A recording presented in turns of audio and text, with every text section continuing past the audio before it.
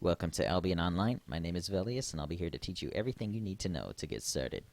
So first things first, I'm going to teach you about the user interface. Up in the top left, you have your health bar, you have your mana bar, you have your shield, which allows you to change to hostile or back to normal. You can only do this within yellow and red zones. This is meant for PvP. You don't need to worry about this right now. We'll talk about this a little bit later. This is your invite player button. This allows you to invite friends to a party. You cannot invite people with /invite right now, so you must use this button if you want to invite anybody to a party. Down in the bottom left here, we have your chat bar. This is general, party, guild, combat, kind of what you'd expect from an MMO. Right here, we have your quest filter. You can turn this on to open up your quests. This is kind of like it's not really a quest, it's more of a experience tracker. It'll tell you what you're leveling and how to get it. So, for instance, like if I click this, it'll show that I need to kill a certain amount of creatures with a tier 2 warlock staff if I want to upgrade warlock. And we'll talk a little bit more about experience later, but this is just the filter and how you change what you want to look at.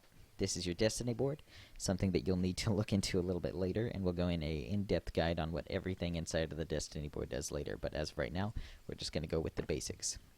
So over on the right here, you have your map. This is your little mini-map that's going to show you what's going on inside your zone. This is to zoom in. It's not working at the moment. This is, you can ping. You can put little pings on the map so you can show people what you're doing in your party. Right here's the globe. It allows you to look around the global map so that you can see where you're trying to travel. You can plan out routes and all things like that. This is the bigger map that you can look at to, have a bit of a closer view on what's going on inside your zone. Right here's where all of your spells are going to be. Right now I have just a mount. That's about it. Up at the top right here, you have your maximize button or minimize button if you're trying to go back to windowed or, you want to tab out for a second. I recommend using this. It definitely helps. It makes it so you don't have any bugs while tabbing out. Right here is your building button. This is the menu that you're going to use to try to build buildings later once you have your private island or you have a guild territory you're trying to work with or trying to help out anybody in the open world or you want to own a plot, something like that. This is your guild shortcut. You can go in here to check out your members, check out your guild if you have one at the time. If you don't, you want to go to description and click browse guilds. It'll probably just be browse guilds for you, and then you look for Unorthodox Arena, of course, because we're the best, and then click on that and click apply.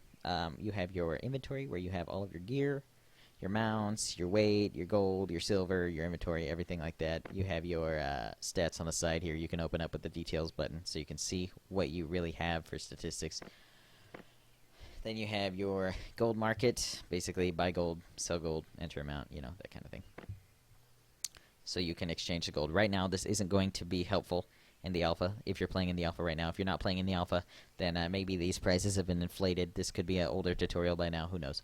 Either way, if these are inflated, pick a good price. Don't be selling anything at a 1-to-1 ratio. Wait until the gold is like 30 to 1 or something like that. Something really ridiculous so that you can get your money out of it. Because later, gold is going to be used as a currency to buy subscription time. At least that's what the devs have said at the time of recording this video. So, I'm going to show you the start a little bit, kind of show you what you need to be doing, give you a little bit of tips in case you're a little bit lost. So, 90% of the things in Albion can be mined, right? So, if I were to walk up to this tree, for instance, and kill a rabbit, If I were to walk up to the tree, I could probably cut down the tree with my bare hands. Isn't that great? Higher tier resources require tools to be able to cut them down. For rabbits, you need a beginning skinning knife or better. So in order to make a beginning skinning knife, which you're going to need for the tutorial, you run up, you grab a little bit of stone, you get your lumber, like I just did. I'm probably going to need a little bit more. Let's go take a look. Just grab your rough logs, come over here, open it up. What do we need? See, go to tools, find your beginner's skinning knife, resources. It takes 3 lumber and 3 stone, so I can craft that. Go ahead and make that. And then after you have the skinning knife, you should be able to kill the rabbit and loot his stuff. We'll go over here, we'll kill this one.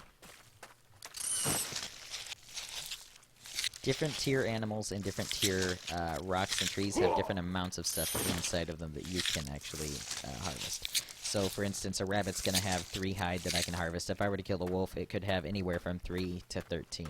Same with the trees. Depending on the last time they were collected, they have more inside of them.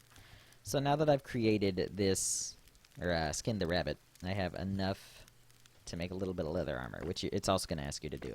So I'm going to go in here, and I'm going to find just a piece that I can make. I don't really need to make it all to show you guys the tutorial, but I'll just make a little piece so you can see. There you go. I got a little leather hood, so I'm going to run around naked with a hood on. So basically, you need to do everything on your Destiny board. Or not on your Destiny board. On this little spot, it's going to show you a couple quests that it wants you to do. You need to make sure to do everything that it says, and once you get out to the next zone, then we can continue on for the next tutorial, which we'll talk about the Destiny board, and then we'll have more in-depth things as we continue on. Thank you for watching.